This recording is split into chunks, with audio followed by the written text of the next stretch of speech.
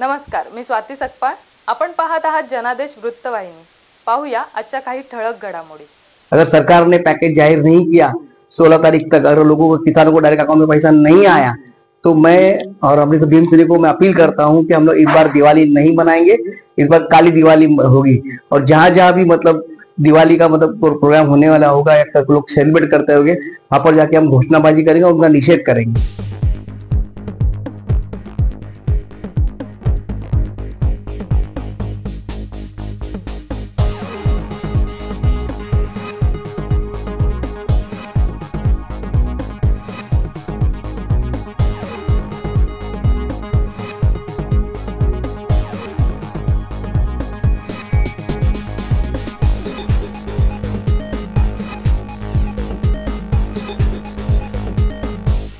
राज्यातील मराठवाड्यात झालेल्या ओल्या दुष्काळग्रस्त शेतकऱ्यांना एकरी 50,000 रुपयांची मदत घोषित करून दिवाळी अगोदर 16 ऑक्टोबरपर्यंत सरकारनं शेतकऱ्यांच्या खात्यात पैसे जमा करावे, अन्यथा राष्ट्रीय भीम सेना काळी दिवाळी साजरी करेल असा थेट इशारा सेनाचे राष्ट्रीय अध्यक्ष आर पांडियन यांनी सरकारला दिलाय.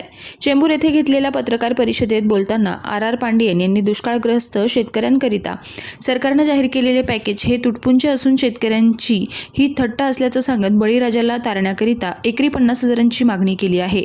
यावेळी त्यांनी राज्यातील जनतेला, राजकीय पक्ष आणि विविध सामाजिक संघटनांना शेतकऱ्यांसोबत आपली दिवाळी साजरी करण्याचं आव्हानही केलंय. आपने देखा होगा कि बीच में जो बरसात की वजह से जो ओला गारपीट मतलब बहुत क्या बोलते उसको बाढ़ आने से किसान बहुत त्रस्त है।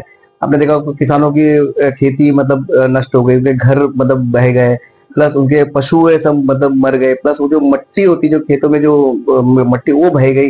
ऐसा बहुत बड़ा मतलब आपदा आई हमारे महाराष्ट्र के किसानों पर उस पर। और उसके साथ ही साथ आपने देखा गौरक्षण की वजह से भी, जो गौरक्षण कायदे की वजह से भी किसान त्रस्त था।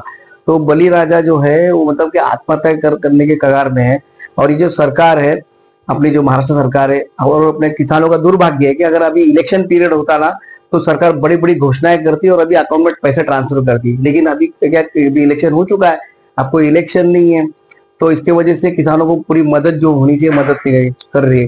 सरकार ने अभी सिर्फ पैकेज जाहिर किया, लेकिन वो पैकेज मतलब ना ऊँट के मतलब मुंह में जीरे जैसा है। तो मैं तो उसके लिए हम लोग का मतलब कि भीम सेना का ऐसा है कि भाई ये जो उन्होंने जाहिर किया ये बराबर नहीं है। हमारी मांग ये थी कि पर एक मतलब कि 1 एकड़ पर एकड़ जमीन में 50,000 रुपया, वो भी 16 तारीख से पहले, ये जो 16 तारीख दिवाली से पहले जो 16 तारीख उससे पहले किसानों के अकाउंट में पैसे जाना चाहिए। हमने देखा होगा ये सरकार ने वो लाड़की बहन योजना का भी पैसा रोक दिया है और जो पैकेज डिक्लेयर किया वो भी रोक दिया है, दे नहीं रही है। ये सरकार जो है उदासीन सरकार है, ये किसानों की मदद बिल्कुल नहीं करना चाहती है, क्योंकि अभी कोई इलेक्शन नहीं है, कुछ नहीं है। अभी आपने देखा बिहार में मोदी जी गए, उधर बड़े बड़े पैकेज का डिक्लेयर किया, क्यों उधर इलेक्शन है, पर इधर इलेक्शन नहीं है महाराष्ट्र में। अपने जब इधर इलेक्शन था तो इधर लाड़की बहन योजना और टोल माफ जो किया उन्होंने, क्योंकि उनको वोटर खरीदने थे, इनडायरेक्टली वो ब्राई कर रहे थे। तो अभी यहाँ पर किसान मर रहा है। देखो सुबह सुबह 2-3 दिन पहले फोन आया कि बच्चे जो प्राइमरी स्कूल के बच्चे हैं उनके घर के अंदर जो पानी भरने की वजह से उनके पास किताब नहीं है पढ़ने के लिए, जो किताब थे वो भी सड़ गए, मतलब बरसात के पानी की वजह से वो पूरे खराब हो गए।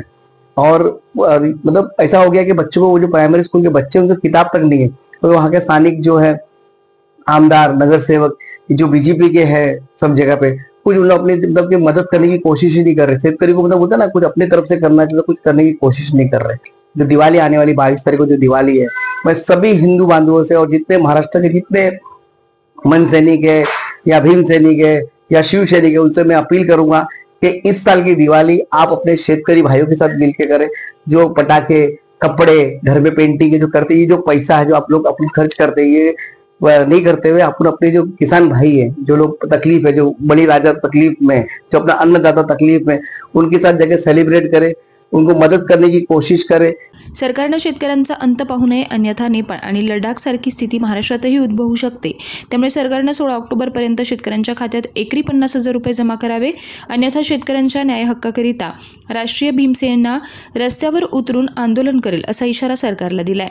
अगर सरकार ने पैकेज जाहिर नहीं किया 16 तारीख तक, अगर लोगों को, किसानों को डायरेक्ट अकाउंट में पैसा नहीं आया, तो मैं और अपने भीम सेना को मैं अपील करता हूं कि हम लोग इस बार दिवाली नहीं मनाएंगे, इस बार काली दिवाली होगी। और जहां जहां भी मतलब दिवाली का मतलब प्रोग्राम होने वाला होगा या सब लोग सेलिब्रेट करते होंगे, वहां पर जाके हम घोषणाबाजी करेंगे और उनका निषेध करेंगे।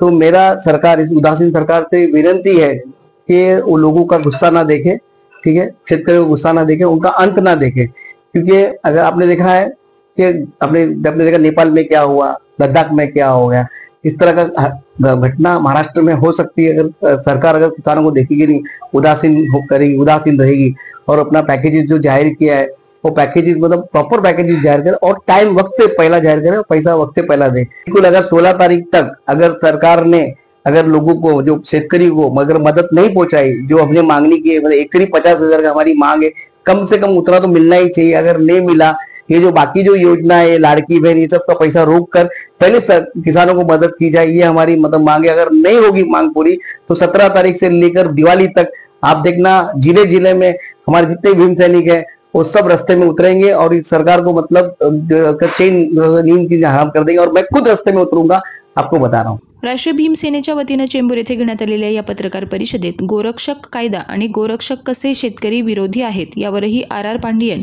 यांनी आपले परखड मत मांडलं आहे। देखो, गौ रक्षा का मुद्दा तो मतलब ये जो कायदा बना है, गौ माता हमारी भी माँ है, जो देसी गाय वो भी हमारी माँ है। लेकिन आपने देखा गौ रक्षा कायदे की वजह से जो गौवंश है, जैसे कि पाड़ा है, फिर अभी जर्सी गाय, आपने देखा होगा जर्सी गाय जो दूध के लिए ऑस्ट्रेलियन हाइब्रिड गाय है, तो वो इधर लाया, मतलब वो लाके उसको पालते हैं या तो खरीदते हैं। तो कभी कभी क्या हो जाता है कि वो दूध देने में असमर्थ हो जाती है या तो उसको दूध नहीं हो पाता है और उसके जो बच्चे होते हैं वो बच्चे मतलब किसान खेती के लिए भी काम नहीं आते, कुछ काम के लिए नहीं आते।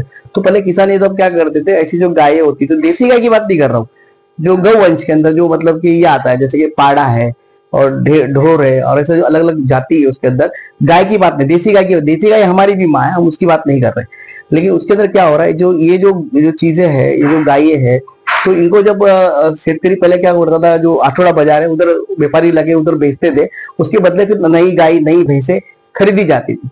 लेकिन बीच में जो गौवंश के कायदा बनने से जो गौ रक्षक बोल के नया एक ब्रिगेड तैयार हो गया, जो मतलब के उनका मतलब वो तो बेरोजगार थे, तो उनको एक नया फंडा मिल गया। इनके जो आता है इनको फाइनेंस करते हैं, इनको स्कॉर्पियो गाड़ी, हथियार क्या क्या देते हैं और इनका काम क्या होता है, ऐसी गाड़ी को पकड़ना जहां पर मतलब भैंस जा रही है, ठीक है, ऐसा नहीं कि गाय जा रही है, उसमें भैंस जाता है, जर्सी गाय जाती है, ऐसे को पकड़ते हैं, पुलिस स्टेशन को पहले खुद पकड़ते हैं, फिर पुलिस से सेटिंग करके उसको अपने जो मतलब सेटिंग वाले जो गौशाला उधर डालते हैं, वहां पर डालने के बाद वहां से जो है वो फिर चल जाती है कत्ल खाने में या किधर जाती है वो पता नहीं, वो अलग रैकेट चलता है। और पुलिस ने भी अगर कोई रेड करते हैं तो वेटरनरी डॉक्टर को लाके वो चेक करे कि वो गाय है कि देसी गाय है, क्या भैंस है, क्या पाड़ा है, या गौवंश का कौन सा मतलब ये है, वो देखकर फिर उसके ऊपर मतलब एफआईआर किया जाए, क्योंकि उसमें शेतकरी ही मरता है लास्ट में, बाकी किसी का कुछ नहीं जाता है।